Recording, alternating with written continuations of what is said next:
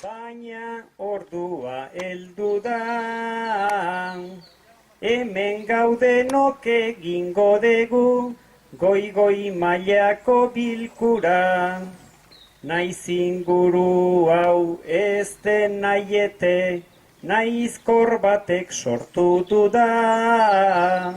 Protokoloa mantentzen dugu, ongi etorri Urkulura. Dana batera. Protokoloa mantentzen dugu, ongi etorri Urkulura.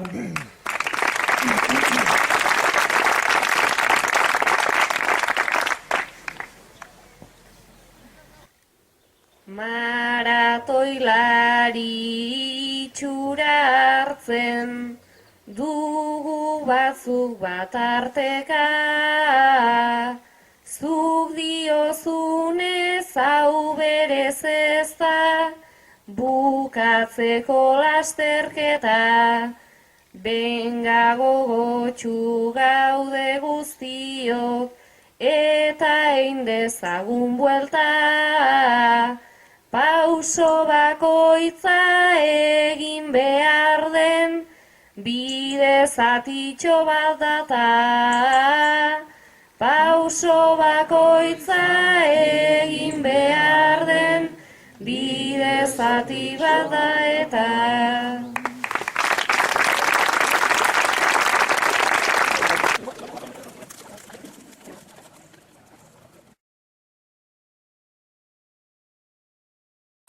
Lehenbiziko galdera da, erritmo honean goaz, ez da, hori niri sugeritzen dit gehiago nondik gatoz, ez da, goazen atzera begiratzea, ikustea ondo gatozen, ez da, badago esaldi bat esaten duena, nora joan nahi dugun jakiteko behar dugula nondik gatozen jakin, ez da. Hemen idea bat botako dut, ez da, iruditzen zait, Euskaldunok gaur egun deituta gaudela olako bitasun bat gestionatzera edo bitasun bat kudeatzera. Bi alde dituen txampon bat o bi alde dituen kontu bat esaten dugunean ondo goaz edo ez goaz ondo.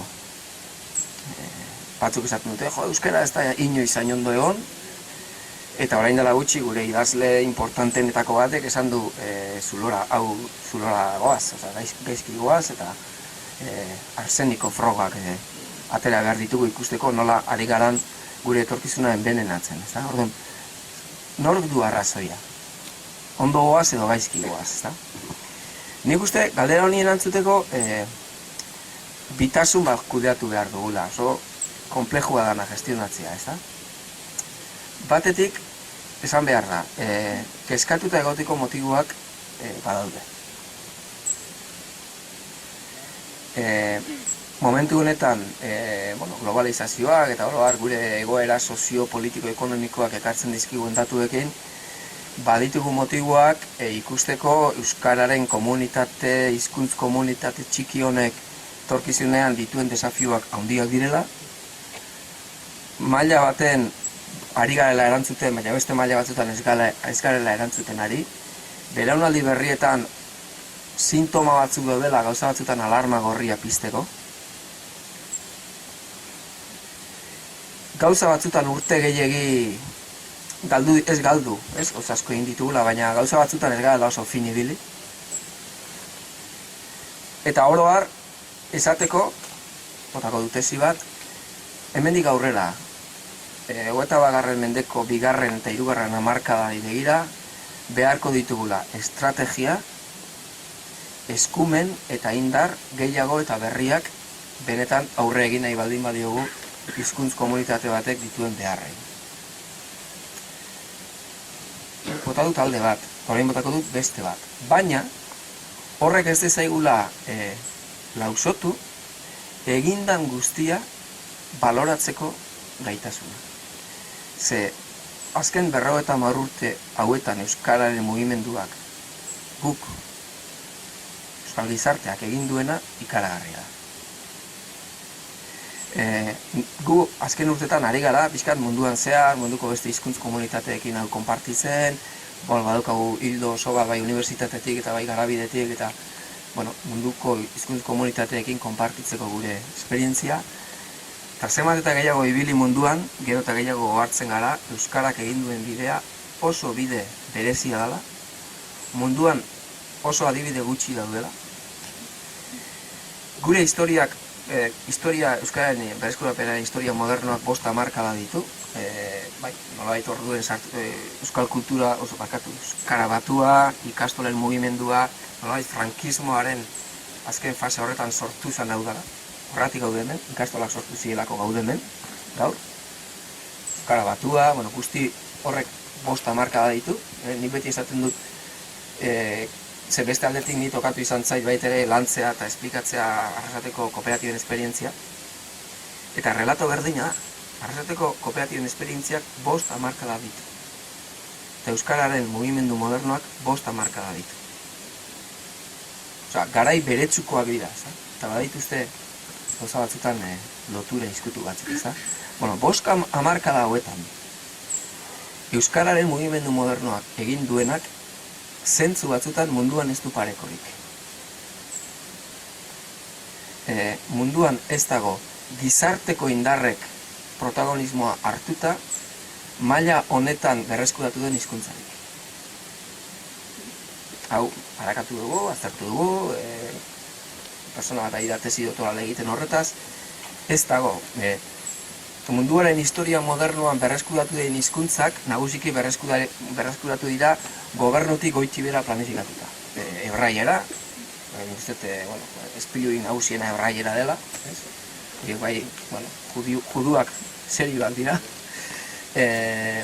Badaude beste esperientzia batzuk, baina gu moduan nagusiki gizarteko indarretatik hasieran gobernurik gabe, frankismoan, eta gobernuak sortuta gero ere, gobernu autonomikoak sortuta gero ere, neurri handi batean gizarte erakundetatik, ikastolen mugimendua, euskaltzaindia, kontseiluan biltzen den magma guzti hori. Horrek hainbesteko protagonismo eta pisua duena gizarteak hizkuntza berreskuratzeko, beste pareko eredudik ez daukagu. Zergatik esaten dut hau, baita ere, egin dugun bidea valorizatzeko. Eta bidea hau ez du egin fakzio politiko batek, egin du denon artean. Ez du egin, bakarrik herrit gintzatik bultzatutako gizarte erakundeak edo gizarte antolatuak, egin du baita ere gobernuak.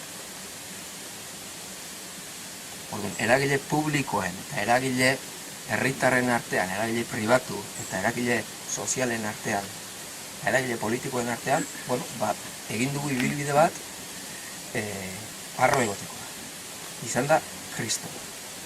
Zenbat, irakasle euskaldun du dira, zenbat, eskola, zenbat pertsonak egin duten alegin personal intimoa, zaila hizkuntza bat berreskuratzeko. Osea, prozesua ikaragarria da. Orduan, iristen gara betiko galdera da, orduan zer, botila erdibetea dago edo erdi hutsa dago. Segun nola ikusi nahi duen, askotan gertatzen da ikuspuntu politikotik ikusten dela hau, ez? Nolabait, erakunde autonomikoen kontra egondan fakzio politikoak, nolabait esan da, ezker abertzaleak badu tendentzia bat azpimarratzeko egin ez dena, oze gaizki gauden, nolabait instituzioaren kritika egiteko, eta alderantziz baitere instituzioetan sinistu dutenaik eukizakete tendentzia azpimarratzeko behiru zemat egin den, behitu ze inoiz ez gara hain ondo egon, nik uste Euskararen begiratu bere gain autonomo batetik debate politikori gainditu gina. Egin dana asko da, falta dana ikaragarri da. Kontua da, ze aldarte hartu nahi dugun, ni beti esaten dut, Euskara gaixorik dago, serio dago. Euskara bezalako hizkuntza batek daukan gaitza serioa da, hau ez da katarro bat. Sakonki aztertu beharko dugu, ze minbizi mota den edo ze arteriosklerosi mota den, baina hau gaitza hau serioa da, ez da? Beste kontu bada, gaixorik egonda ere, bizi zaitezkela pozik.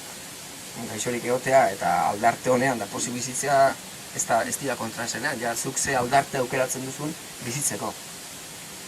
Ondo ez gaude. Eta hau erronka serioa da, ez da? Bueno, nik proposatzen duena personalki da, botella ez erdi betea ez erdi hutsa ikustea, ze botella honek zurua dauka. Arrazoa da, botellak zurua daukala.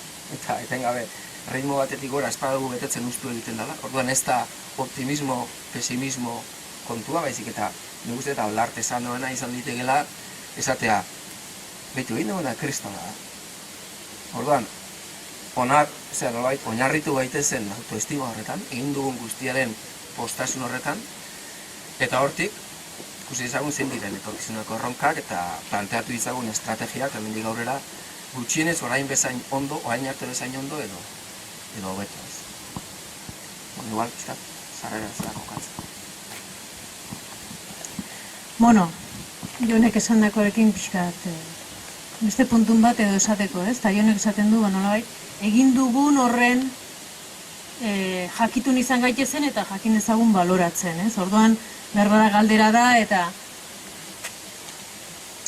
neurri batean azalekoa izan liteke erantzuna edo, eta zer da ba egin dugun hori, zer da ondo egin dugun hori, edo zer dago ondo egin dugun horren oinarrian, edo zein da oinarrietako bat bederen, ez? Jonek esan bezala, gu bagabiltza, eguna etorri horrelako kontuekin egunero, eta zer esan dezakegu, ontzat jo ditzazkegun praktikak edo euskara aintzinera eraman duten praktika horietan zerrote dagoen ikasi beharko genukena edo errotulagailu gorriz azpimarratu beharko genukena, ez?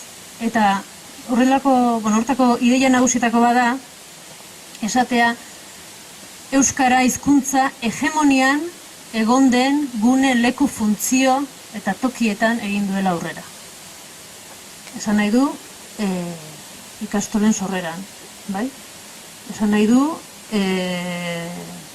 euskaraz jardun duten eta jarduten duten komunikabideetan.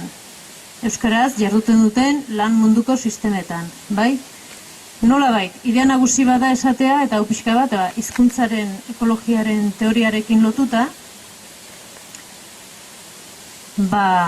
euskara hegemonian eta nagusitasunean lantzen dugun heinean egiten du aurrera. Alegia, planteamentu elebidunetan normalki eta salbuespenak egon litezke euskarak beti galdu egiten du. Bai? Orduan esan nahi du bideetako bat izan behar duela egiten ditugun ekimenak, proiektuak, lekuak, harremanak edo direla euskara izan dadile hegemoniko. Esango bagenu Urkulluko lakua da hau, zer da urtegia? Urtegian bertako karramarro berezi bat barin badago, eta baldin eta nahi barin badugu, karramarro horrek segidezan, eta baldin eta beste animali batzuk mehatxatzen badute, jarri beharko dugu urtegiaren zati batean bederen leku bat non karramarroiek biziko dian, beraie bakarrik, mehatxu gabe, eta nolabait, beraien barne oreka hori, ekosistema hori berreraikiko dute, eta ondoren, jongo diren laku osora zabaltzen. Adibide txore xamar batekin, baina Orduan da, hegemoniaren kontzeptu hori aplikatzea. Aplikatu denetan, arrakasta izan da. Eta Jonek esan du, hemen gaude, besteak beste, ikastolak, hegemonia horretan sortu zirelako, bai? Gure gurasoek edo guraso batzuek erabaki zuten hori. Erabaki zezaketen munduko beste leku askotan gertatu den bezala, eta gertatzen den bezala. Egingo dugu ikastola bat, baina elebiduna izango da. Zergatik ez? Bai? Elebiduna izan balitz, gaur egun, euskara hutsezko euskal sistema existituko litzake hezkuntzakoa? Ez, litzateke existituko. Elebiduna izate hori, seguraski, ez dakit, momentu haretan behar bada planteatu zen, bai? Eta gaur egun ere planteatzen den kontu bada. Baina garai hartan, eta seguraski senaz gehiago eta bizinaiaz gehiago, erabaki zen euskara hutsezkoa bertzula izan. Gaur egun, seguraski baita ere. Berdina gertatu izan da, edabidetan, euskeraz eta espainolez, edo euskeraz eta frantsesez baita ere funtzionatu izan duten edabideetan. Elebidun izan dien guztietan, beti hizkuntza nagusiak irabazi du. Baita, borondate politiko, sozial eta guztia izan da ere euskararen alde. Hori errealidade bada. Eta euskara hutsezkoetan, euskarak irabazi du. Murritzago izango da, ez da inbeste hasiko, baina euskaratik eta euskaraz egindako kontua dira. Orduan hori izango litzateke pixka bat, Joni segituz. Luzatzen ari naiz, baina erritmoaren kontuan, erritmo honean goaz, segun nun, nola eta zertan. Gure bai hizkuntzaren prozesua eta guk gure ikerketa gunean hizkuntza kulturarekin lotzen dugu, bai hizkuntzaren transmisioa edo bizibidea edo ibaia beti goiti bera datorren horretan etenez jositako prozesu gara. Bai hizkuntza eta bai kulturaren sorkuntza eta konsumoa. Esan nahi du, gu ez garela etxetik irten eta ez dugula bizitza osoa edo egun osoa euskeraz egin dezakegu. Inun, leku batzuetan, lanbide batzuetan, baina beti da etena. Hizkuntza hegemonikoetan ez bezala, hor da naturaltasun osoz egiten duzu zure bizitza hizkuntza batean pentsatu gabe ze hizkuntzatan ari zaren, ez? Orduan, etenez jositako bide bada. Eremu batzuetan ondo, beste batzuetan ezan ondo, ez? Eta oro euskararen ereduan behar bada hiru geografikoki edo sozialki, soziolinguistikoki hiru eredu edo aipatu ditzakegu, ez? Eta bat izan liteke eredu bat da errezil, bai? Euneko euskaldunak daudenak. Orduan esango dugu hor euskararen bizitza esan gabe doa.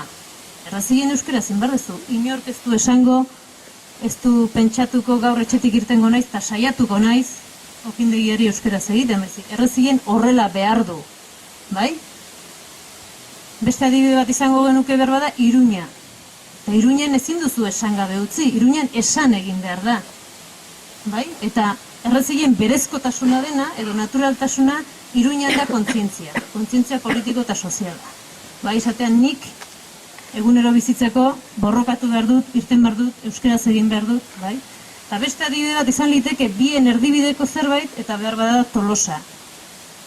Nahikoa datu soziolinguistiko onak ematen dituna, baina aldi berean bi hizkuntzetan ere mugitzen dena, baina esan genezake seguraski euskararen erabilera handia dela maila estetiko, kultural batean, nolabait, ematen didalako zerbait eta mundu horretan sortzen dalako eta badagoelako. Hiru eredu horiek, hau ez da oso zientifikoa, baina balio ezake ikusteko esparru diferentetan modu diferentean gaudela. Ze gertatzen da hiru eredu honekin? Errezilekin gertatzen da errezil bukatu dela. Errezil ez da sekula gehiago errezil izango. Errezilen erdera gero eta gehiago sartuko da. Eta gehiago bihurtuko da Tolosa bat. Bai?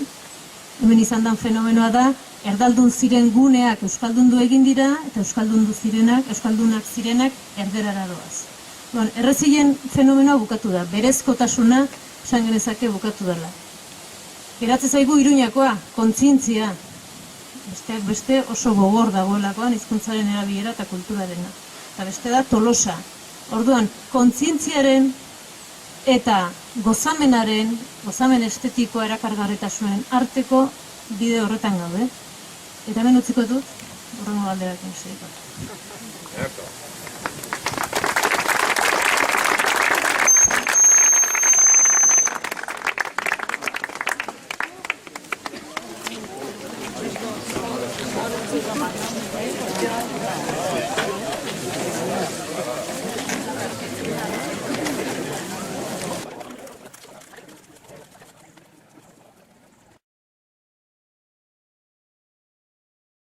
Bigarren galdera, bidea gozatzen ari gara, eta aurreko saioan, geratu da pixka bat puntua, Tolosan esango bagenu gozamenaren bidetik, gauzara kargarrien bidetik, edo egiten dela euskeraz, konsumitzen dela euskal kultura, edo horrelako gune normalizatu bat izan litekela, beste alde batetik Iruña izango litzatekela, kontzientzia Iruña edo Nafarroa, edo iparraldea berdinik, kontzientziaren alorra landu beharko litzateken leku bat, edo landu beharra beste erremediorik ez dagoen toki bat. Orduan, badirudi gaur egun gozatzen ari gara horretan, da gozatu hitza askotan aipatzen da, bai euskararen normalizazioan, euskal kulturarenean, eta bi polo horietan gabiltzala. Gozatu inbardeu edo kontzientzia landu bardeu, ez? Egia da, lehen Jonek aipatu du liburu bat, Koldo Izagirrerena, Onintxeak gainera, ez da duzu ezagutzen, erabat gomendagarria autopsiarako frogak, dieta bat gertatu da, o gertatuko da, eta gertatu baino lehen autopsiarako frogak dakartza, alegia euskararen dietaren autopsiaren frogak, ez? Koldo Izagirre idazlea, nola esango nuke, nik baina esan nion, Koldo, asarrea odota. Ni no asarre, ni asarre bizi naiz.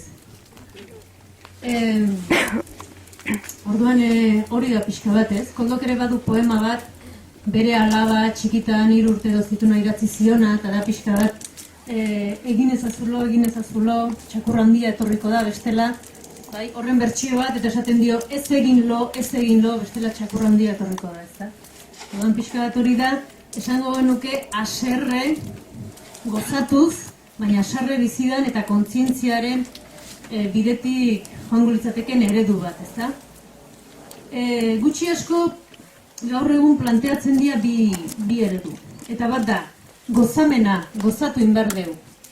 Euskaldunok atseginak izan bardeu. Euskara modu atseginan zabaldu bardeu. Euskal kultura atsegingarria, erakargarria izan behar da.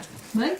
Eta atsegintasunaren mundu horretara jungo gara gure konsumitzeko edo izateko eskubide individualekin. Aukeratuko dugu edo ez dugu aukeratuko. Ez dugu inor behartuko horretara. Bai? Eta hortik, aukeratzen duenak erabiliko du, gustatzen zaionak ez du erabiliko. Eta dilemaren bigarren partea litzateke nolabait kontzientzia.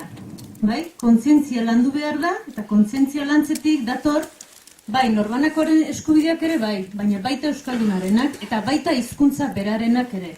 Eta hortik urratxamago genuke identidadera, ez? Ezagunak dira nola askotan, eta momentu honetan, PSOE boterera iritsi zanean, iritsi aurretik, edo ondoren ustete programa elektoralean nola kulturari buruzko beraien programa horretan esate zuten euskal kultura modernizatu, atsegingarri, ireki eta demokratizatuko dugun. Hori zen beraien helburua. Euskal kultura, euskal komunikabideak eta guzti hori. Orduan, planteatzen da eredu horri eta bestea da kontzientziarena, ez? Askotan, nik uste oreka bien arteko zerbait dela. Eta egia da, kontzientzia, militantzia, identidadea gaur egun ez daudela modan. Gaur egun daude, konsumoren mundu honetan, gauzak erabili, hartu, aldatu, orain bai, orain ez, horrelakoak ez da. Baina, kurioso da, ikerketa askotan, euskararen erabileraren ikerketa askotan, edo euskarara aldatu izan dian, demagun badau ikerketa bat buruntzaldean egindakoa, bikoteak, erdaldun bikoteak, edo euskaraz jakinarren, beraien artean erderaz hitz egiten zutenak, eta nola euskarara bihurtu diren, ez? Normalean, seme-alabak izan dituztenean. Bai? Baina horren gaineko ikerketa horrek, azkenean ematen duen ondorioa da, hizkuntza aukeraketa lotuta dijola identitatearekin. Bai? Identitatearekin. Bai? Ni izan nahi dut euskaldun edo ni euskalduna naiz. Bai? Ni naiz euskalduna, behar bada naiz beste zerbait. Ez da inbeste gozamena eta horrelakoa, ez da? garai bateko militantziak eta horrelakoak orain esaten da ez daude modan. Eta behin Jose Zurmendiri elkarrizketa batean zera esaten zuen, baina modan noiz egon da militantzia. Eta sekula egon, ez da bain dela 20 urte, ez da bain 30, 40, 70. Beti izan da kontrara joateko zerbait. Orduan, naiz eta bizi dugun mundua izan behar den, nolabait legea den, erakargarri izan, atsegina izan, jendea poztasunetik ekarri eta guzti hori, euskararen kasuan askotan agertzen da, modaz egon edo modaz ez egon, identitatearen arrazoia hizkuntza aukeraketa egiteko. Hori da gozamenaren alde bat. Beste gauza bada, eta lehen uste Jonek esan dula, ez? Nik uste, gauden egoeran egonda eta borroka batean egin behar dugula, egon behar garela jakinda, eta, egia dela egunero entzuten dugula gure hizkuntza harrikatzen dela, komunikabideetan, edo, bai? Gabiltza, mintzatzen, idazten, lanean, bizitzen hizkuntza batean, non jende askok ez duen maite nahi, hori ere egia da, ez da? Baina hala ere, motxila horrekin ere, nik uste dut, gozatu daitekela, hori horrela dela jakin da.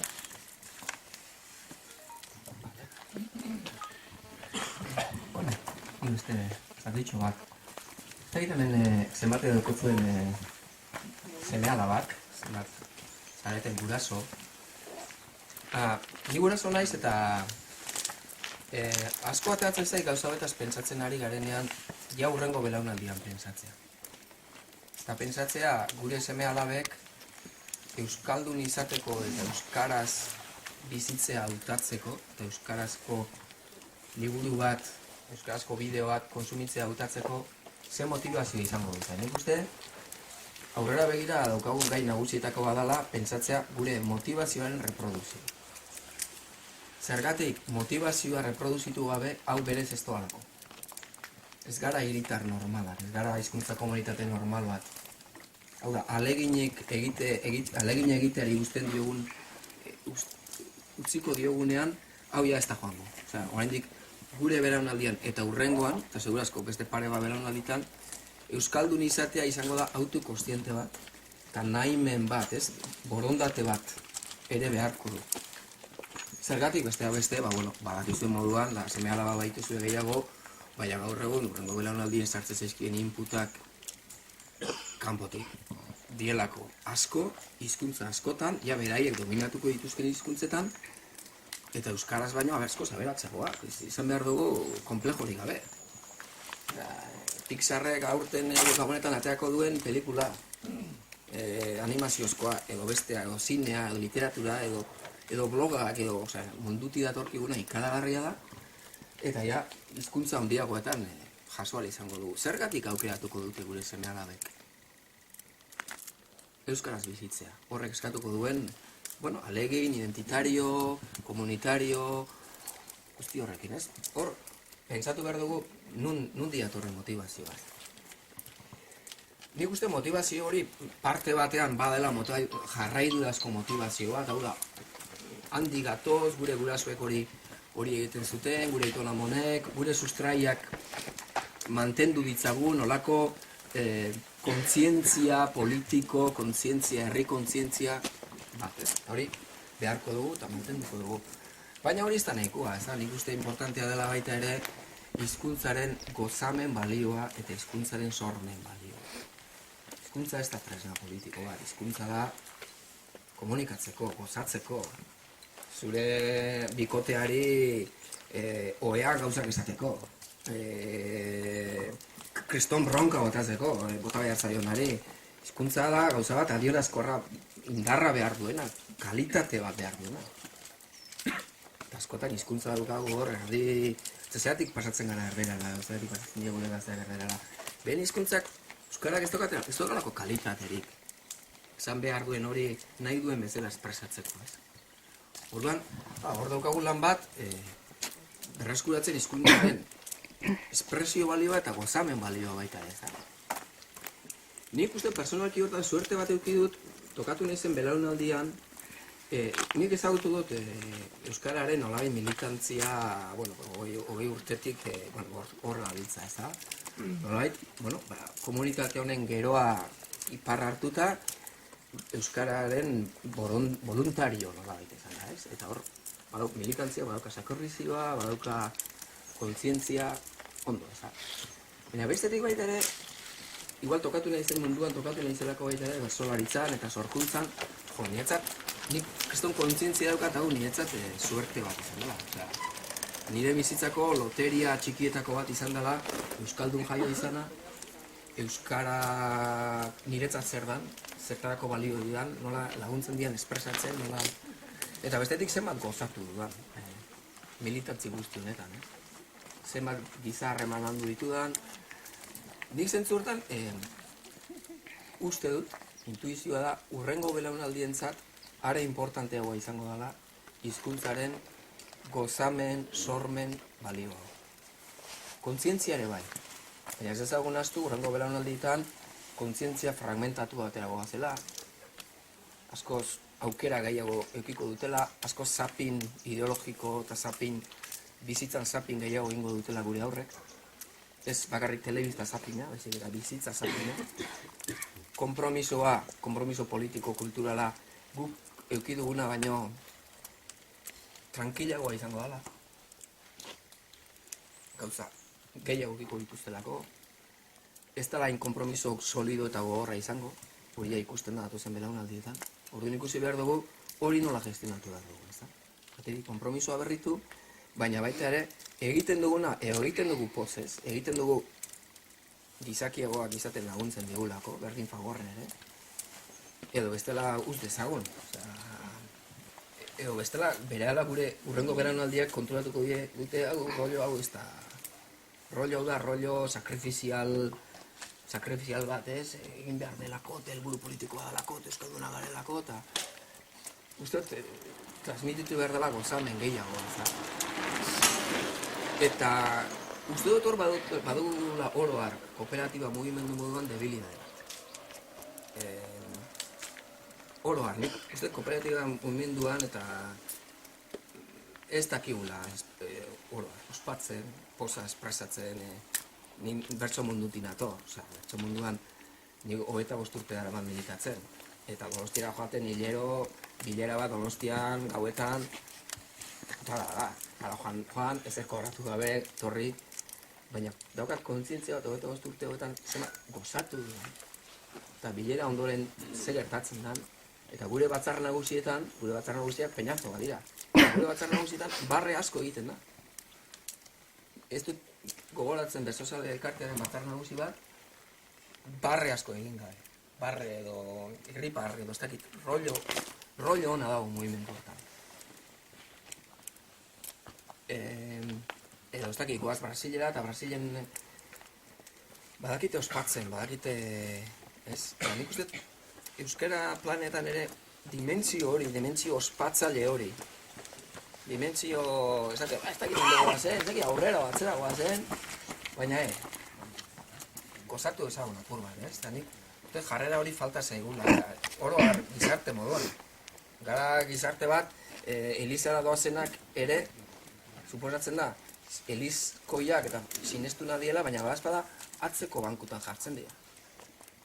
Eta gaur hasi dianean bi txalaparta jotzen, lano jarri gara, apur bat, hola, eta gu horrezketan hasi gerean ere guk behar izan dugu, urbildu, hau, festa bada, hau, ari gara ospatzen zerbait, ez? Bagara apur bat, hotzan, ez? Igual, pikaturrun joan da, ez? Laburtuz, esan nahi nuena da, hizkuntzaren gozamen balioa, urrengo belaunalditan importante izango da, sormen eta gozamen balioa, kontzientziarekin batera. Eta uste dudala hori egiten dugun oro, edozein planetan inkorporatu behar duguna, ez da? Eta geure kontzientzian eba, esan dut, ari bat zeharte, fagorren, beste gabe, planoak egiten, da planoak egiten dituen batekin, teknikoak euskeraz komentatzen saiatzen, ari zara egiten historian inor egin ez duen zerbait. Ez da, milaka urtetan dakarkigun hizkuntza bati ematen plano tekniko bat komentatzeko estatusa. Eta horrengo belaunaldientzat hori prestatzen. Zorionak, osea, berra da, hori da, kristona egiten ari zara, osea, bizi hor da, ez? Ez bizi... Nik uste hori dela, Euskara Planak ere bizi behar dugula kontzientzia horrekin, ez? Bide egiten ari garen 50 urte hauetan. Egiten ari garen bidea oso berezia da, ez daukagula izpilurik, gu ari gara inventatzen, eta ari garela hizkuntza oso zahar bati estatus berri bat ematen, ez? Eta, bueno, ez da proposatzen dut gauzak hortik egitea, nire bintzat hortik bizitzen saiatu naiz, eta nire funtzionatu dit. Eta ez dakit, uste, luzatu egin garela, baina hau zela justu geldialdi bat, danok parte hartzeko modukoa, ez galdera da, gozatzen ari gara egiten dugun honekin. Rollo hona dago Euskara Planetan, erakarri egiten du jendia. Ni nago ados, ez dut uste dut garenik, baina espabailetzen ez bagara, kastainak otzitxuko dira.